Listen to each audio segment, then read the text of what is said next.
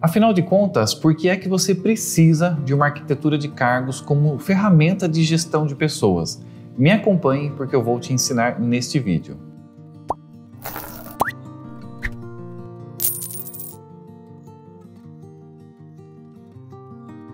Olá pessoal, eu sou o Ivan Giacomassi, Head de Operações da Perfix Consultoria, e o nosso bate-papo de hoje é sobre a arquitetura de cargos.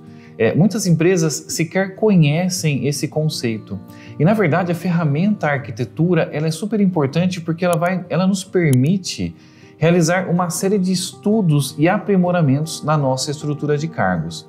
Vejam, nós temos 3 formas de diagramar a nossa estrutura de cargos. Pense o seguinte, nós temos dentro da nossa empresa diferentes posições, os assistentes, os analistas, coordenadores, gerentes, especialistas, legal. Agora, cada cargo, cada posição representa uma unidade que tem um conjunto de atribuições. E quando nós diagramamos, nós trazemos para o papel essas posições e mostramos algum tipo de informação para melhorar o entendimento das pessoas sobre a relação desses cargos. Peraí, tá confuso? Eu vou te ajudar. A primeira forma de diagramação e a mais conhecida é o famoso organograma. Certamente você já viu um organograma. São aquelas caixinhas que ficam numa estrutura verticalizada e que tem o objetivo de nos mostrar a relação de comando, a cadeia de comando dentro da empresa, ou seja, quem responde a quem, quais são as áreas. O organograma faz a chamada clusterização da empresa. Então, eu sei que eu tenho um departamento X, um departamento Y e quem é o responsável. Então, o organograma ele faz essa diagramação vertical. Nós temos um segundo tipo de diagramação também, chamado trilha de carreira. O objetivo desse tipo de documento é mostrar para as pessoas quais são os caminhos possíveis dentro de um processo organizado de carreira dentro da organização. Então eu posso começar, por exemplo, como estagiário ou trainee, evoluir para assistente financeiro. Uma vez que eu seja assistente financeiro, eu tenho uma perspectiva, de repente, de me tornar um analista financeiro, um analista contábil, um analista fiscal. Então a trilha ela vai mostrando esses caminhos possíveis para que eu possa me organizar dentro das minhas preferências, dentro daquilo que eu estou conduzindo como motivo dos meus estudos pessoais, aquilo que faz sentido na minha vida. Então eu posso planejar esse processo de crescimento. A trilha de carreira tem uma visão mais horizontalizada. Mas então nós chegamos à terceira forma de diagramação, que é a chamada arquitetura de cargos. A arquitetura é uma ferramenta técnica que apoia principalmente a área de gestão de pessoas. A arquitetura ela tem uma característica vertical e horizontal, então ela é um tanto quanto híbrida. Só que qual é a finalidade da arquitetura? Ela vai nos mostrar quais são os eixos de carreira dentro da organização, ou seja, eu posso ter cargos que estão voltados a um eixo de back-office ou administrativo, a um eixo de liderança, a um eixo de especialização técnica, a um eixo de projetos. Só que além de trazer os eixos, ela também tem uma segunda dimensão que é a mais importante, que nós chamamos de complexidade. Então a arquitetura ela vai criar níveis de complexidade, ela pode ter diferentes gradações, 4 níveis, 5 níveis, 7 níveis, depende da arquitetura que você está utilizando. E essa arquitetura ela é muito ligada ao porte e à complexidade da sua própria empresa. Então evidentemente que se a organização na qual você trabalha tem 20 colaboradores, 50 colaboradores, talvez uma arquitetura com 3 níveis, 4 níveis seja suficiente. Agora, se a organização tiver 10 mil, 20 mil, 50 mil colaboradores, provavelmente nós vamos precisar de mais camadas e mais layers para fazer a acomodação dos cargos. Vamos precisar talvez de 5, 6, 8, vai depender muito dessa característica. Mas a arquitetura, então, ele é um grande sistema de classificação de cargos. Porque uma vez que eu tenho os eixos e os níveis de complexidade, esse cruzamento cria alguns espaços que nós chamamos de classes funcionais. E aqui vem a grande sacada. A arquitetura de cargos, quando ela cria uma classe funcional, logo na sequência nós pegamos os cargos que existem e alocamos dentro dessas classes, dentro desses espaços ou dentro desses slots. E uma vez que eu começo a classificar os cargos, eu começo a ter um paradigma para fazer comparações. E aqui vem a grande utilidade da arquitetura. Ela tem dois grandes blocos de ajuste. Ela nos permite ajustar internamente e externamente o nosso grupo de cargos. Como assim? O primeiro ponto é o ajuste interno. Como funciona? Uma vez que eu classifiquei um cargo dentro de uma determinada categoria ou classe funcional, por exemplo, algumas arquiteturas vão ter códigos L1, L3, P4, P5, algumas vão ter classes realmente com nomes, então eu tenho a classe dos analistas, a classe dos assistentes, a classe dos especialistas, mas quando eu trago um cargo para dentro dessa classe, ou melhor, um conjunto, o que eu espero? Eu espero congruência. Então, se eu tenho dois cargos, por exemplo, um analista financeiro e um analista de marketing, embora cada um desses cargos tenha as suas atribuições específicas, é claro que o analista financeiro é responsável pelo fechamento do fluxo de caixa, pela projeção, pelos indicadores de liquidez. Esse profissional é ligado à estrutura financeira da empresa. O analista de marketing, ele é voltado a identificar quem é o público-alvo, qual é a nossa linguagem de comunicação, a paleta de cores que vai ser utilizada, os canais de divulgação.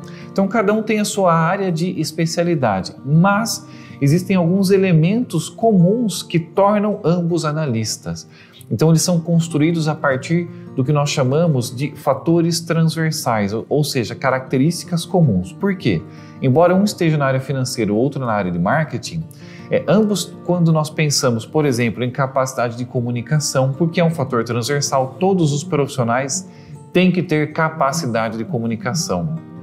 Quando nós pensamos em resiliência, quando nós pensamos em trabalho em equipe, em pensamento analítico, então dentro dessas características mais abstratas, mais transversais, nós temos elementos comuns. E aí a arquitetura entra fazendo o balanceamento. Por quê? Se eu não tiver esse sistema que apoie o meu processo de classificação e organização dos cargos, o que vai acontecer? Profissionais com perfis muito desbalanceados em maturidade e proficiência. É mais ou menos assim, você já deve ter visto isso dentro, talvez até da sua própria empresa ou de alguma conhecida. Você olha dois analistas, só que um parece talvez um auxiliar de tão simples as suas atribuições e a sua atuação, e o outro parece um C-level, porque ele atua numa proficiência muito avançada. E aí você olha e diz, espera aí, os dois são analistas, não está fazendo sentido. Claro, porque você não tem uma arquitetura que permitiu essa classificação, organização e balanceamento. Então ela é a mola mestra que olha para as descrições e diz, olha, embora cada profissional aqui tenha o seu papel, todos têm que ter uma proficiência comportamental razoavelmente equilibrada. Porque senão eu não vou chamar esse cara de analista e esse cara de analista. Eu vou chamar esse cara de analista e esse talvez de assistente ou auxiliar. Porque eu faço esse balanceamento das atribuições. Essa é a primeira utilidade da arquitetura. Ela vem com essa referência que nos permite a organização da minha estrutura de cargos. A segunda é a organização em relação ao ambiente externo. Porque se eu tiver esses cargos desorganizados, o que vai acontecer? Eu não consigo estabelecer adequadamente o meu paradigma de comparação para uma pesquisa salarial, por exemplo. Olha, de repente na minha empresa eu tenho um assistente contábil, só que a característica do assistente aqui é uma questão muito interessante, porque o nosso assistente, ele participa do fechamento do balanço, ele lava os balancetes, ele apoia na elaboração dos indicadores, ele ajuda a fazer a projeção do fluxo de caixa. Então, peraí, apesar de eu chamar de assistente por uma prerrogativa interna, uma questão histórica, não sei porquê, mas apesar de ter esse nome, quando eu olho para fora, eu não posso comparar esse profissional com um assistente contábil, senão o meu parâmetro de comparação salarial vai ficar terrivelmente prejudicado, porque esse nível de proficiência já é do que o mercado chama de analista. Então, a arquitetura também me permite fazer o seguinte, independente do nome que eu adoto, eu sei qual é o cargo de referência. No caso do analista, talvez você tenha achado até muito simples de fazer, mas sabe onde essa salada fica mais complicada? Quando nós olhamos principalmente para posições de liderança.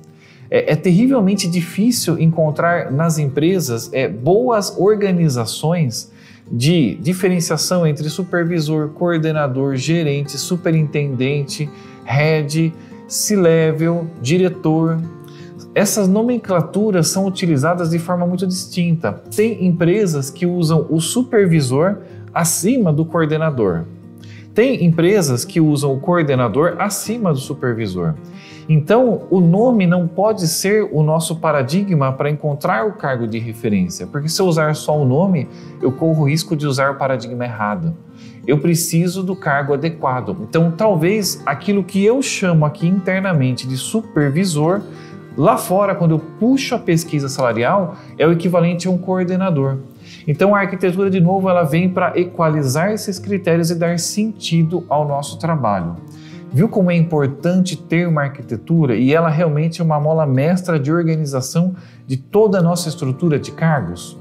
Agora, ter uma arquitetura é algo que exige capacidade técnica, né? Não é alguma coisa que você pega ali, olha, deixa eu achar aqui uma arquitetura pronta na internet, digito lá no Google ou peço para o ChatGPT, crie uma arquitetura para mim. Isso não vai dar certo.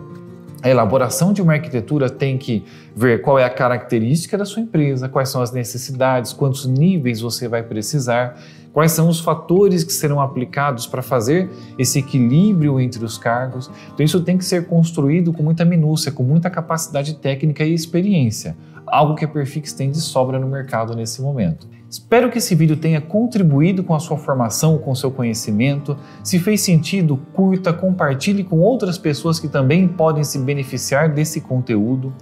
O nosso canal está sempre trazendo novas informações sobre a dinâmica de gestão, gestão de pessoas.